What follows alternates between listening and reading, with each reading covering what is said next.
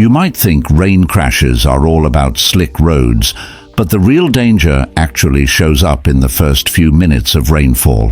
That's when oil, fuel residue, and grime that have built up on the pavement get lifted by water and spread into a thin, invisible layer. Even experienced riders misjudge this, and it's why so many accidents happen right at the start of a storm. Before we break it down, remember there's a free wet weather riding checklist linked in the description. Stick with me until the end, and I'll show you how to use it to apply these skills right away. Today, we're going to slow things down frame by frame so you can see what really happens in the rain. You'll learn how to use progressive braking combined with engine braking, corner while keeping your bike more upright, pick safer lines on wet roads, and tie it all together with one simple step-by-step checklist. But first, let's look at what's actually hiding on the road in those first few drops of rain. The invisible enemy, road chemistry in the first minutes. The danger begins with the road itself. As soon as rain hits, the surface chemistry changes faster than most riders expect. Oils, hydrocarbons, and residue that have been baked into the asphalt by heat and traffic don't stay locked in. Water pulls them up and spreads them across the road, right where your tires need grip the most. Here's what makes this so risky. Traction doesn't fade gradually. It drops sharply within moments of the rain starting. That's why rider reports and crash data consistently show the opening minutes of a storm as the most treacherous. Roads you've ridden 100 times suddenly behave like unfamiliar ground. That thin, oily film acts like a barrier between your tires and the pavement. The Motorcycle Safety Foundation's advice is simple but powerful. If you can, avoid riding right as rain begins. If you're already out, pull over safely and wait a few minutes for steady rain and traffic to wash the contaminants away. Think of it this way: dry pavement has texture that your tires can grip. Once rain mixes with oil, it fills in that texture and spreads a shiny film across the surface, erasing friction almost instantly. From the saddle, it feels like the road has been replaced with polished glass. Even skilled riders get caught off guard because you can't see this change happening.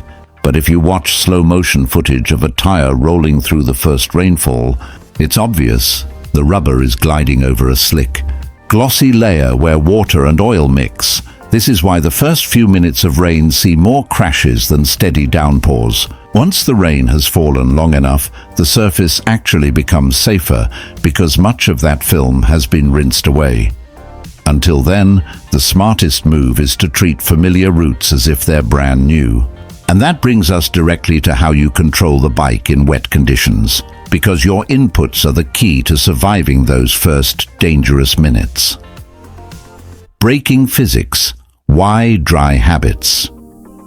Fail in the rain. Here's a truth most riders discover the hard way. The braking techniques that feel natural on dry roads can let you down badly in the wet. On dry asphalt, your brakes slow the bike by turning speed into heat. The tire grips the surface firmly, keeping you stable. But add water and everything changes. Grip drops, your contact patch shrinks, and the way your brakes respond is totally different. That's why you can't rely on muscle memory from dry riding. Wet braking demands a softer, more controlled touch. The biggest mistake riders make? Grabbing the brake lever with the same force they'd use on dry pavement. With reduced traction, that sudden input overwhelms the tires almost instantly, and the wheels lock up. Side-by-side demos make the difference obvious. One rider yanks the brake abruptly and the bike slides out.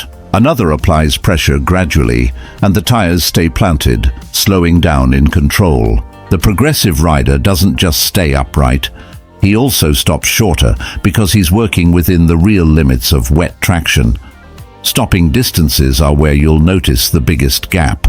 On a wet road, it can easily take twice the distance to come to a halt compared to dry conditions. What normally takes 2 car lengths on a sunny day could take 4 or more in the rain. That means you need to start braking earlier. Leave extra following distance.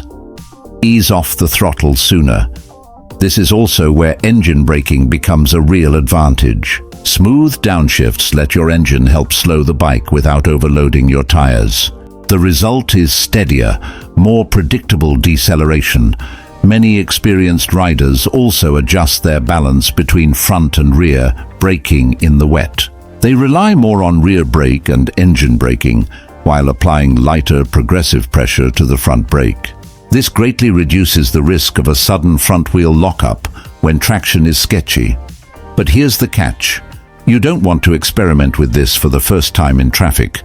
Practice in a safe space, like an empty wet parking lot, so you can feel the difference between abrupt and progressive pressure without consequences. And then there's hydroplaning, every rider's nightmare. This happens when your tires hit more water than they can clear, and suddenly they're skimming over the surface with almost no grip at all. The way to prevent it is straightforward. Always keep tire pressure at the recommended level. Steer clear of puddles and standing water when possible. Never slam the brakes if you do lose traction. Steady, smooth inputs are the only way to regain control. Understanding braking dynamics in the rain is half the equation. The next challenge comes when you lean into a corner, where the geometry of grip changes again, sometimes faster than you expect. Cornering dynamics, the lean angle, tipping. Point. Have you ever leaned your bike into a corner on wet pavement and suddenly felt it start to drift with little warning? That unnerving moment comes down to one simple equation: the balance between lean angle and available grip. Cornering is always a trade-off. Your tires have a limited amount of traction, and that grip has to be shared between keeping your line and carrying speed. On dry asphalt, you've got some cushion. But in the rain, that margin shrinks dramatically. The contact patch is smaller, less flexible, and less able to bite into the road. That means lean angles that feel safe on a sunny day can push the tires past their limit when it's wet. This is why aggressive lean angles that look smooth in dry conditions become a gamble in the rain. The safer approach is to reduce lean and keep the bike as upright as possible. To do that, you'll need to adjust your entry. Scrub off speed early. Do your braking while the bike is still upright. Enter slower and steadier, holding a consistent pace through the apex. Stay off the brakes once leaned over. In wet conditions, any brake input mid-corner takes away traction you don't have to spare. Body position also plays a role, though it doesn't need to be extreme. Even a slight shift of your torso to the inside of the turn can reduce how far the bike itself needs to lean. Think of it as a gentle adjustment that helps keep more tire tread in contact with the road, not hanging off dramatically, just a subtle balance aid. If you want to practice, do it in a safe, controlled space like a training lot or structured course. On real roads, your focus should always be on smoothness and stability.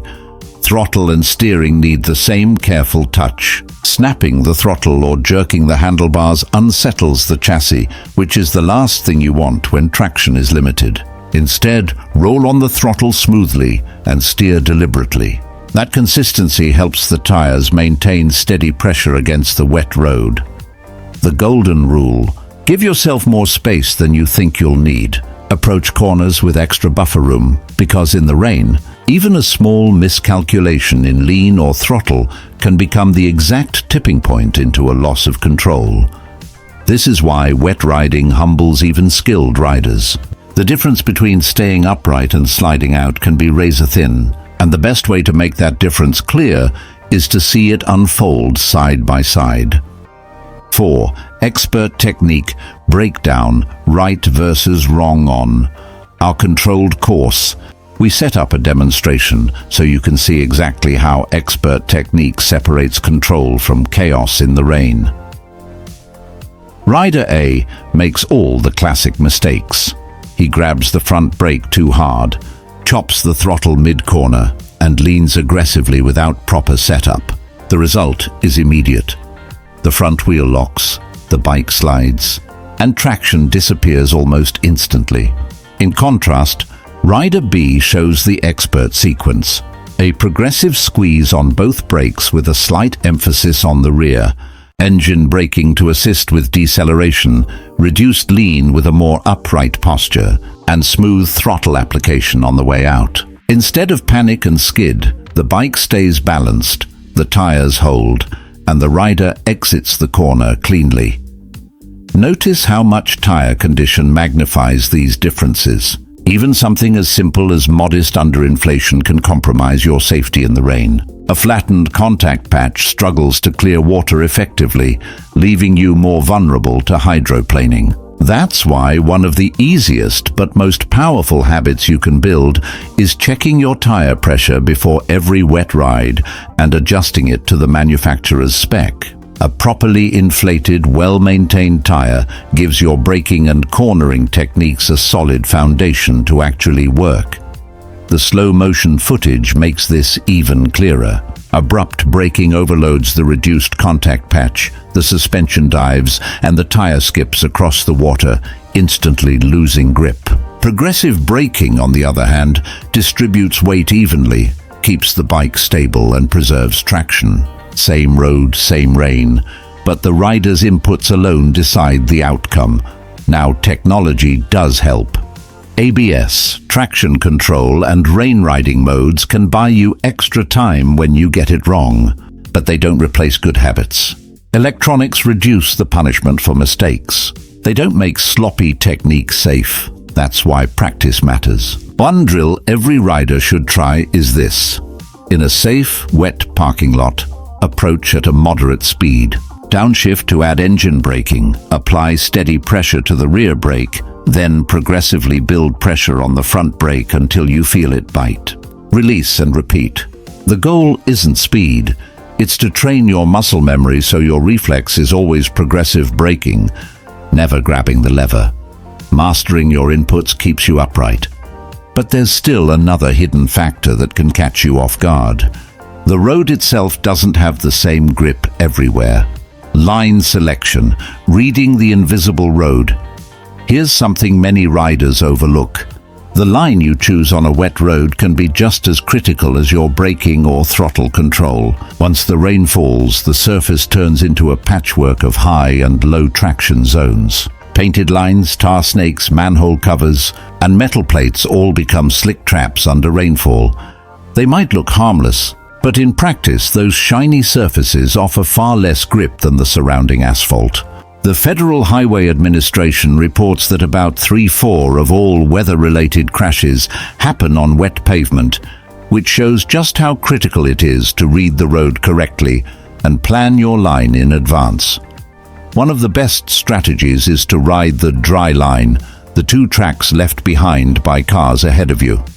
Their tires have already pushed water aside and cleared away some of the surface film, which gives you more traction than riding on the untouched center of the lane. That center strip is usually where oils and residue collect, and it becomes especially slick during the first minutes of rainfall. Positioning your motorcycle in those cleared tracks instantly gives you a better chance at staying planted. When you can't avoid hazards like painted lane markings, crosswalk paint, bridge grates, or metal plates, the safest way to cross is straight on, at a steady speed, with no braking or steering changes until your tires are back on grippier pavement. Any sudden input mid-crossing risks breaking the fragile traction you do have. Skilled riders also keep scanning for subtle visual cues, the difference in sheen between patches of wet asphalt, or the way water reflects on smoother surfaces compared to rough ones. These small signs tell you which areas still have bite and which should be treated as no braking, no leaning zones. Drainage plays a role too. Some pavement sheds water quickly, while other spots stay darker and slick long after the rain stops. If you see puddles or shiny patches that aren't drying as fast as the rest of the road, assume they're dangerous. Adjust your line to go around them whenever you can, or slow down and keep input steady if you have to ride through.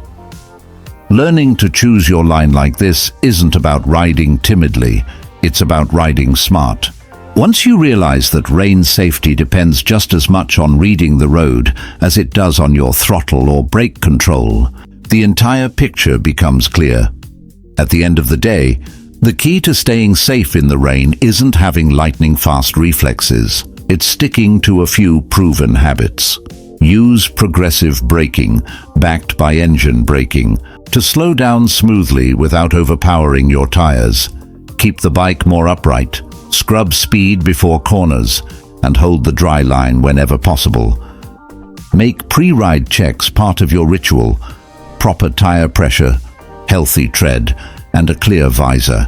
And if the rain hits hard or visibility drops, the smartest move is often to pull over and wait it out. Training makes a huge difference too, whether that's practicing in a safe wet lot or taking a wet weather course designed to build real skill. So now it's your turn. What's been your scariest rain moment? Or what's one technique that saved you out there? Drop it in the comments below so we can turn those lessons into safer rides for everyone.